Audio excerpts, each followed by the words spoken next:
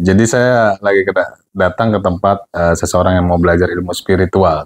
Ketika itu ibu saya menelpon dan beritahu saya ada sebutir biji itu, dan menjadi keanehan pada keesokan harinya ada di dalam mangkuk dan juga cawan saya makan di sana di kuliah. Dan ketika dia membuat pengecekan, katanya itu ada kena-mengena sama wali Allah. Ketika saya berlawan sama jin tersebut, menjadi keanehan kerana saudara saya tu dia seperti ketakutan dan dia kesurupan lah. Kedatangan dua sosok putih semua dan dia berkerudung. Mereka ada tapi di luar. Setelah kita mandi, pembukaan aura, terus ritual, terus ada mediumisasi. Jadi apa setelah ritual tadi dirasa, Mal?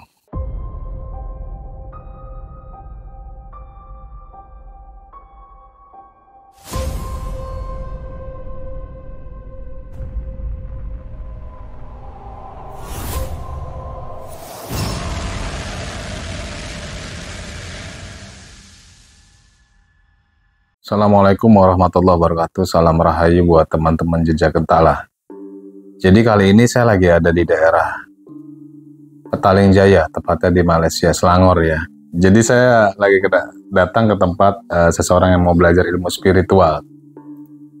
Namanya si Akmal ya, Muhammad Akmal. Tapi dia ini udah lumayan olah spiritualnya itu ada gitu.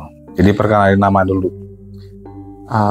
Pertama kali ketika saya kuliah di Melaka, saya mengalami hadirnya biji-biji kecil yang saya tunjuk pada Ki di dalam WA. Jadi saya ketika itu ibu saya menelpon dan beritahu saya ada sebutir biji itu, dan menjadi keanehan pada keesokan harinya ada di dalam mangkuk dan juga cawan saya makan di sana di kuliah. Lebih aneh, selepas itu habis satu rumah penuh sama biji itu. Dan pada ketika itu saya juga punya saudara yang belajar spiritual, dan saya minta padanya untuk buat pengecekan. Dan ketika dia membuat pengecekan, katanya itu ada kena-mengena sama wali Allah, tapi dia tak tahu siapa. Ketika buat pengecekan itu muncul lagi sebiji biji itu. Jadi bijinya itu biji apa? Kata teman-teman saya itu seperti geliga semut. Saya pikir itu geliga-lipan.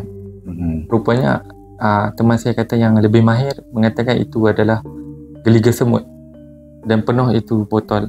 Itu pertama kali lah yang saya sedar ada sesuatu yang aneh dalam kehidupan saya.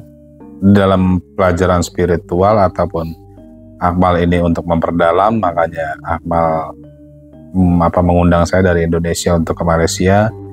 Yang lebih apa yang membuat Akmal ini mau belajar spiritual? Terus hal spiritual apa yang udah Akmal lakukan ataupun udah didapat di spiritual ini apa? Apa tertarik tentang spiritual? Okay.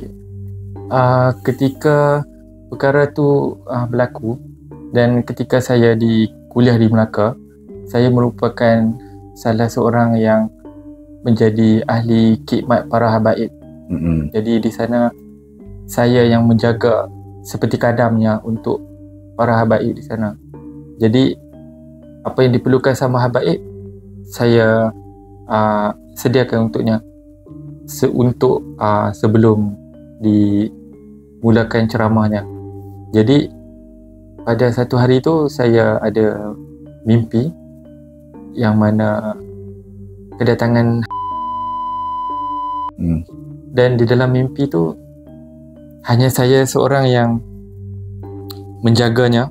Seperti yang kita tahu, jika Habib kan ramai mau salam cium tangan kan, dan ada yang kadang-kadang mengasarinya tanpa sengaja kerana terlalu ramai. Jadi pada ketika itu di mimpi itu hanya saya saja yang seperti menjaganya, tetapi teman-teman saya lihat semuanya di tepi. Kemudian ketika mau masuk ke dalam kenderaan, saya memegang tangannya seperti ini. Lalu dia merentak tangannya. Kemudian saya lihat seolah-olah macam saya buat baik padanya, tapi saya macam seolah-olah macam kecil hati, kenapa buat macam tu. Tiba-tiba dia pegang tangan saya macam tu. Selepas dia rentak, dia pegang tangan saya pula macam tu. Lepas tu saya terus sedar daripada tidur. Jadi itu pengalaman mimpi saya lah. Kemudian saya tertarik untuk semakin dekat dengan Allah SWT. Sebenarnya tujuan saya bukan untuk belajar spiritual untuk pengobatan dan sebagainya. Tujuan saya memang lillahi ta'ala. Maksudnya saya mau dekatkan diri saya dengan Allah SWT.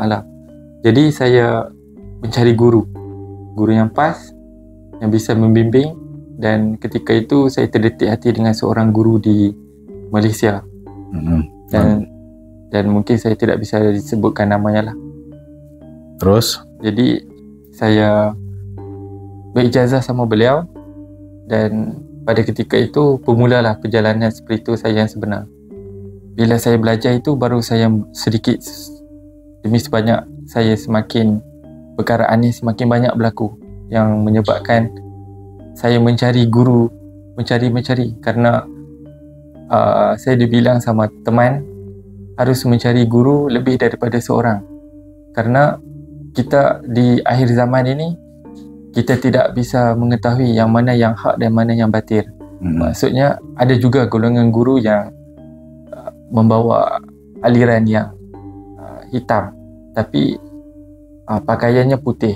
Jadi untuk selamatkan, saya harus lebih daripada satu untuk saya bisa mengesan yang mana satu yang betul, yang mana satu yang salah. Buat perbandingan. Ya, perbandingan. Kerana apa yang saya belajar, setinggi mana pun ilmu seseorang tersebut, syariatnya tidak bisa dibelakangkan.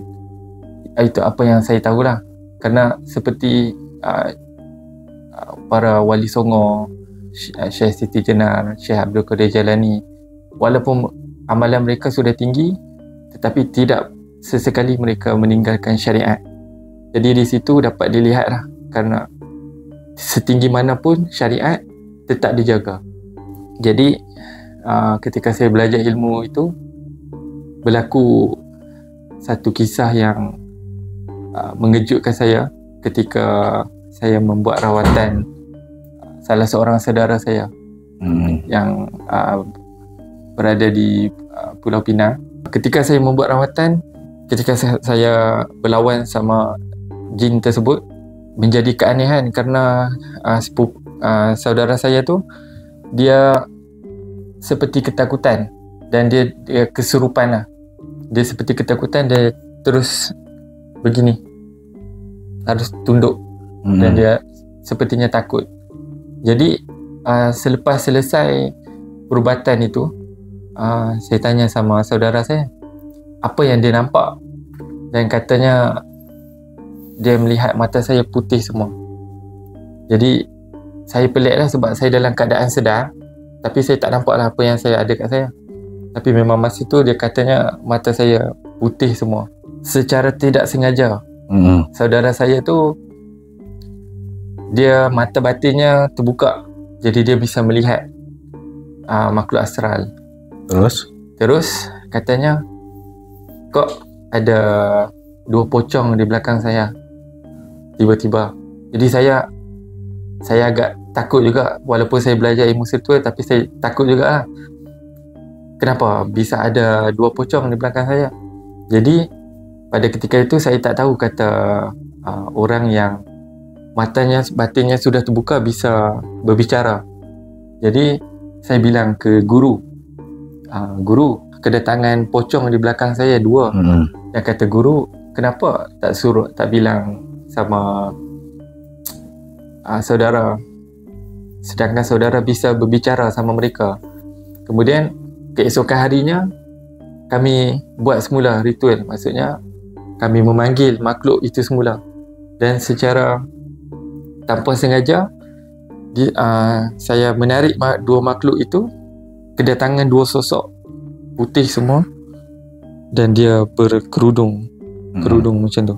Dua. Dia duduk di tepi. Dia cuma cakap pada saudara saya, katanya mau pergi solat. Iya. Jadi itu saja. Dia cakap mau pergi solat. Jadi saudara saya minta saya lepaskan. Jadi saya lepaskan. Itu yang pertama. Lepas tu kami rasa ingin tahu tu semakin tinggi. Jadi kami buat semula lagi sekali. Yeah. Yang kali kedua ini, dua sosok itu tak datang. Tarik tak datang. Kata sepupu saya itu, mereka ada tapi di luar. Jadi saya jadi keanehan. Selalunya bila saya menarik mereka, pasti datang. Tapi ini menjadi keanehan yang pelik. Saya tarik, tak datang.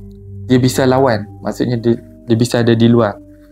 Tarik. Tiba-tiba muncul sesosok cahaya putih terang. Kata saudara saya lah. Putih yang bercampur kuning-kuning. Putih, tak ada tubuh badan. Lalu duduk bersimpuh di sebelah kami. Dan saudara saya mengatakan sepatutnya kami tak layak untuk memanggil beliau. Memang itu saja katanya. Dan pada ketika itu memang tak tahulah dia siapa. Tapi seolah-olah seperti bercakap. Cakapnya seperti begitu. Dan pada itu secara tiba-tiba dia menunjukkan sosoknya. Kata saudara saya, sosoknya seperti orang Arab, tinggi besar. Tubuhnya walaupun duduk tapi tinggi. Jadi saya tanya pada beliau, siapakah beliau? Katanya satu hari nanti saya akan tahu siapa dia. Dia tidak mengatakan siapa dia. Kemudian katanya lagi saya berada di dalam fasa ujian. Maksudnya jika saya lulus ujian tersebut, wallahu alam, saya pun tak tahu apa yang akan jadi. Katanya cuma itu. Tapi selama di spiritual pernah ngalamin hal ngeliat setan atau gaib atau merasakan kehadiran gaib gitu? Ada. Ketika saya tidur, kedatangan sosok kuntilanak. Sosok kuntilanak itu datang dan dia ketawa terus.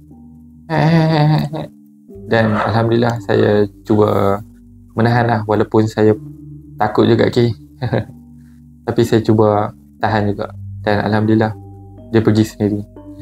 Jadi saya habis ritual guys. Jadi saya datang ke sini itu meritualkan dan membuka mata batin si Bang Akmal ini dan keluarganya ya yang diganggu dengan sihir. Karena di sini banyak banget sihir ya Mal ya. Banyak banget sihir dan makhluk-makhluk astral. Jadi tujuan saya datang ke sini itu membersihkan rumah yang ada di Malaysia di sini. Jadi pembukaan mata batin. Setelah tadi kita ritual, Mal, yang Amal rasain apa? Setelah kita mandi, pembukaan aura, terus ritual, terus ada mediumisasi.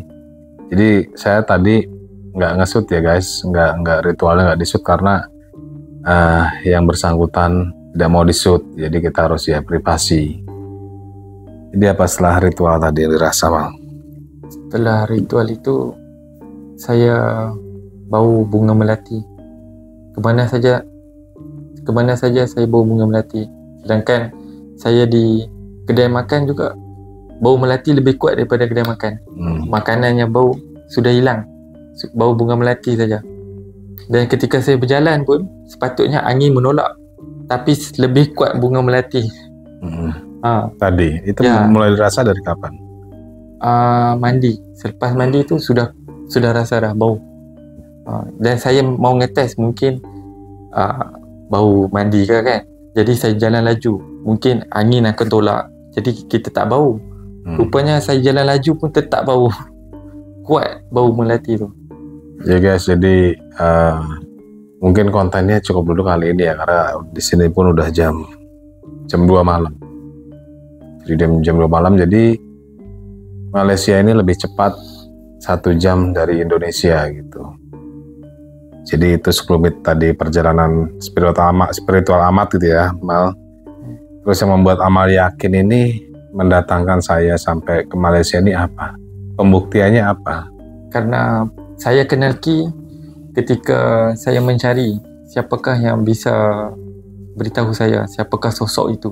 Kerana sosok itu tak mau bilang sama saya siapakah beliau. Tujuan saya mau tahu itu saja. Dan ketika saya minta Ki untuk menerawang, dan Ki ada menyebutkanlah siapakah beliau. Jadi di situ saya dapat rasakanlah Ki bisa melakukan sesuatu, membantu saya lah untuk mendalami ilmu spiritual. Ya guys, gitu aja. Jadi nanti besok kita lanjut untuk jalan-jalan. Karena rencana besok kita keliling-keliling Kuala Lumpur. Jadi besok kita mau coba keliling-keliling Kuala Lumpur. Jadi hari ini kita harus istirahat dulu. Oke guys, cukup sekian kontennya. Jangan lupa tonton sampai habis, like, comment, and subscribe. Assalamualaikum warahmatullahi wabarakatuh. Salam Rahayu.